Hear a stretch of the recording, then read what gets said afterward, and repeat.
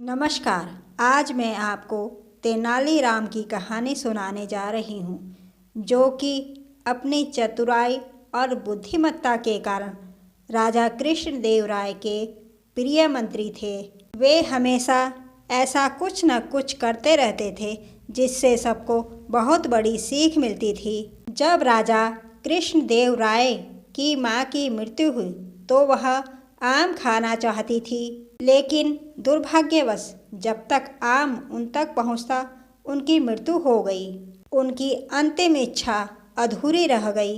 राजा को इस बात का बहुत दुख हुआ कि एक राजा होकर भी वह अपनी माँ की अंतिम इच्छा पूरी न कर सका।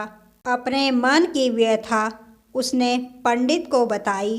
पंडित जी ने बहुत सोच विचार कर कहा, इसका तो एक ही उपाय है। आप अपनी माँ का श्राद्ध कीजिए और महल के सभी पंडितों को भोज करवाकर उन्हें एक एक सोने का आम दान दीजिए। इस तरह स्वर्ग में बैठी आपकी माँ की अंतिम इच्छा पूरी हो जाएगी। अब राजा के लिए यह कोई बड़ी बात तो थी नहीं। उन्होंने महल के सभी पंडितों को बुलाकर अपनी माँ का श्राद्ध करवाया और उन्हें स्वादिष्ट भोज करवाकर एक एक सोने का आम दान कर दिया। यह बात तेनालीराम को बहुत खटकी। अगले दिन वह महल में ही नहीं आया।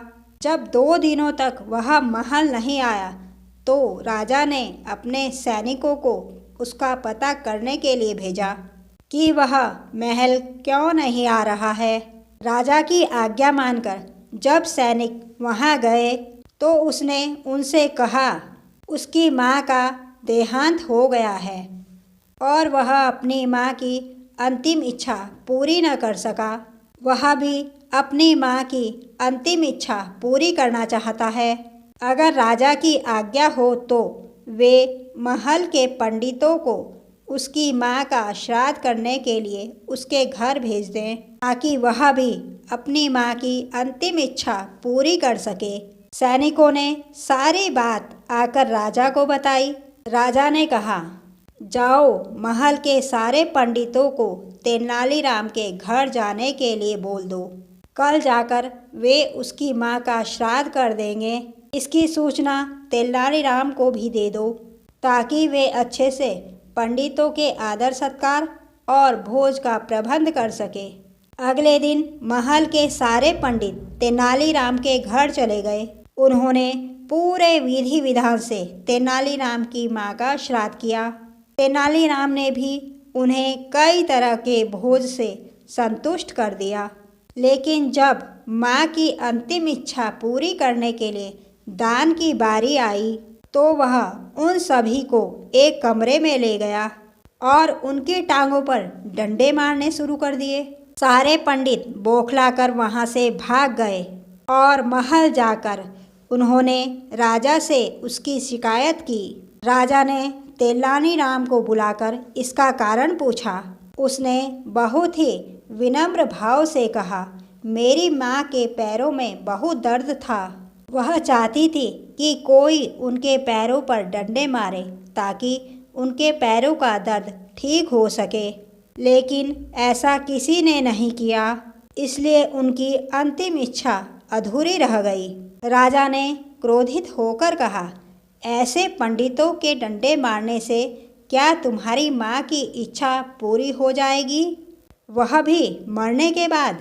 तब तेनालीराम ने जवाब में कहा, क्षमा करें महाराज, जब सोने का आम दान करने से स्वर्ग में बैठी आपकी माँ की अंतिम इच्छा पूरी हो सकती है तो मेरी माँ की क्यों नहीं? राजा और पंडितों को सब समझ में आ गया कि उसने ऐसा क्यों किया। पंडितों ने राजा से माफ़ी मांगी और वादा किया कि वे कभी भी लालच में आकर कोई पूजा पाठ करने के लिए नहीं कहेंगे और जो भी पूजा पाठ करेंगे उसमें जो भी उचित है वही दक्षिणा लेंगे। यह कहानी हमें सिखाती है कि हमें ऐसे लालची और ढोंगी पंडितों से बचना चाहिए और अपनी सामर्थ्य के अनुसार ही दान दक्षिणा देना चाहिए। धन्यवाद। अगर आपको कहानी अच्छी लगी हो तो प्लीज़ मेरे चैनल को लाइक व सब्सक्राइब अवश्य कीजिएगा। Bye bye.